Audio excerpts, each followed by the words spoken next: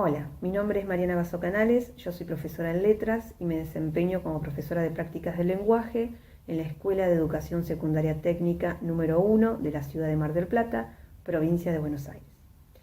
El presente trabajo, la presente experiencia que voy a narrar, lo que intenta es dar cuenta de algunas reflexiones que surgieron a partir del contexto de prácticas de enseñanza y aprendizaje en el contexto de ASPO. Uno de los primeros aspectos que tuvimos que repensar cuando comenzó esto fue cómo continuar dando clases. La mayoría, como en el caso de la técnica 1, no veníamos trabajando con una plataforma propia, por lo que tuvimos que determinar cómo continuar. La mayoría eligió Classroom. Pero lo cierto es que en esto advertimos que ese espacio físico que tenemos asegurado en el encuentro presencial en el aula, este año lo tuvimos que construir virtualmente. La práctica debió ajustarse a los límites y posibilidades de cada grupo y de ese modo nos encontramos con que la planificación se volvió algo modificable a muy corto plazo. A partir de lo anterior empezamos a visualizar la importancia del trabajo en equipo, el trabajo colectivo para establecer acuerdos. En este marco es que voy a comentar dos experiencias que tuvieron lugar en la Escuela Técnica número 1 de la ciudad de Mar del Plata. La primera la desarrollé con alumnos de tercer año de prácticas de lenguaje.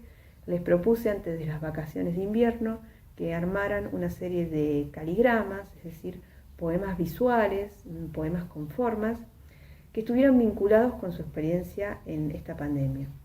Y luego que me enviaran esos videos en fotos, con los cuales yo armé un video que después la escuela subió a su página de Face para poder de esa manera socializar, ¿no? Algo que ocurre normalmente en el aula cuando un compañero, en el grupo podemos mostrar nuestras actividades. En este momento estaba totalmente dificultado, por lo tanto tratamos de encontrarlo a partir de lo virtual.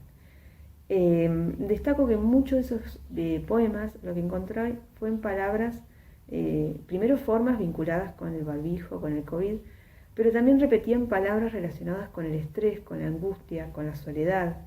Y esto me dejó pensando cómo los jóvenes, muchas veces prejuzgados como desentendidos del contexto o emocionalmente aislados, en realidad están llevando como pueden una situación con actitudes acordes a su edad, pero una situación que es compleja para todos y que a ellos también los ha afectado. Otra experiencia a la que referiré brevemente tiene que ver con el Día del Estudiante, junto a otra profesora de la institución. Decidimos armar un video en el que los profesores mandaran fotos trabajando desde su casa y con algunos mensajes alentadores para sus alumnos.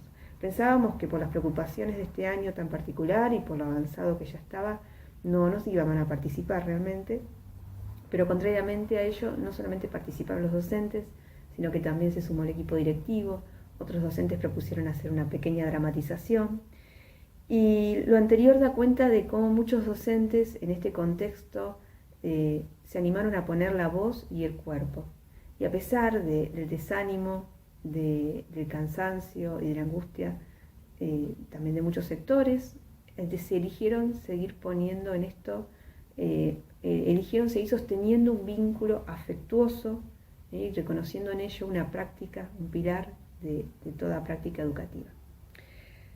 Para ir finalizando y siguiendo a Inés Dussel en su conversatorio virtual, la clase en pantuflas, en el que invitaba a reflexionar sobre los hallazgos, documentar y hacer hipótesis, en este momento complejo que nos sacó a todos de los lugares conocidos, que nos llevó a situaciones límites, también nos ha alumbrado, ¿no? Y creo que se pueden descubrir novedades a partir de esos lugares conocidos. Voy a marcar 3 puntos a partir de la experiencia que narré.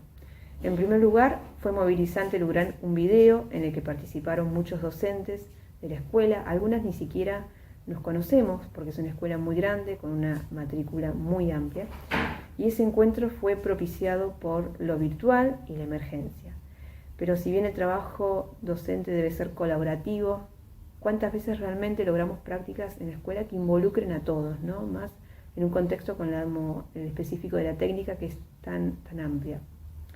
En segundo lugar, las dos experiencias que narré no podría limitarlas a la calificación, ni tampoco fueron motivadas por aprobar.